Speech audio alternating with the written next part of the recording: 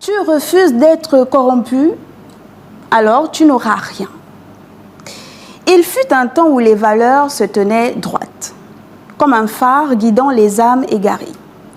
L'intégrité était un serment silencieux, une promesse faite à soi-même de marcher droit, coûte que coûte, même au milieu des tempêtes.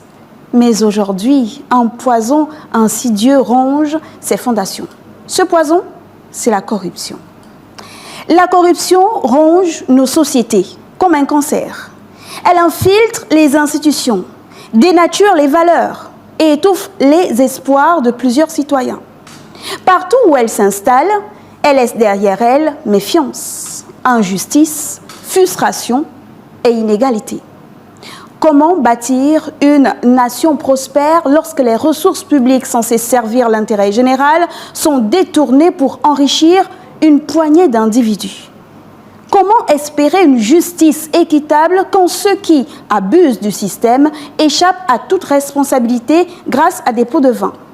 Comment promouvoir la compétence quand celui qui a le pouvoir de valoriser ne valorise que ceux qui appartiennent à son clan?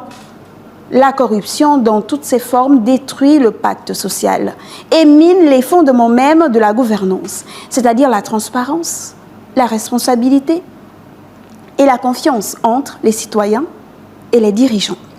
Derrière chaque scandale de corruption, il y a des écoles non construites, des hôpitaux sous-équipés, des routes impraticables.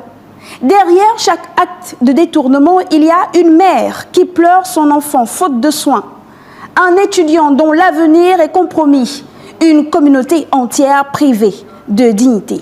Refuser la corruption dans un monde où elle est omniprésente, c'est souvent s'exposer à l'isolement, au mépris et, dans certains cas, à l'échec social.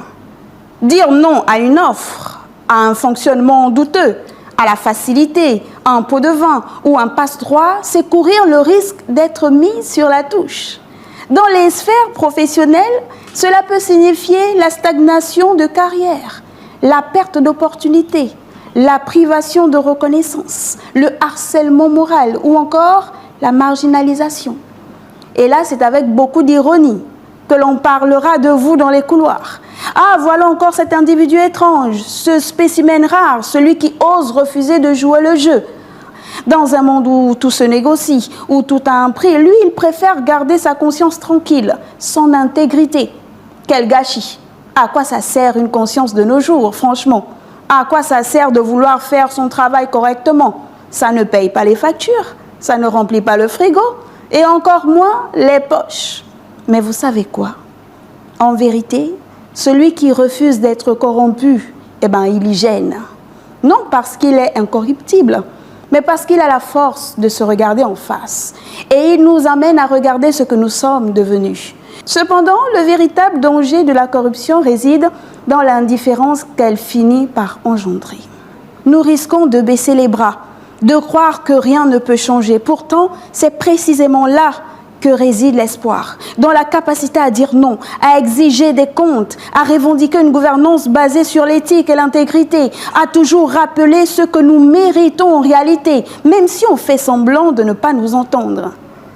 Il est temps de traiter ce cancer qu'est la corruption, avec de la détermination. Cette détermination que ce cancer-là exige, cela passe par des lois intransigeantes, des dirigeants dignes, une justice indépendante, des managers intègres et une société civile vigilante. Cela passe aussi et surtout par une révolution des mentalités, car la corruption ne prospère que là où elle est tolérée.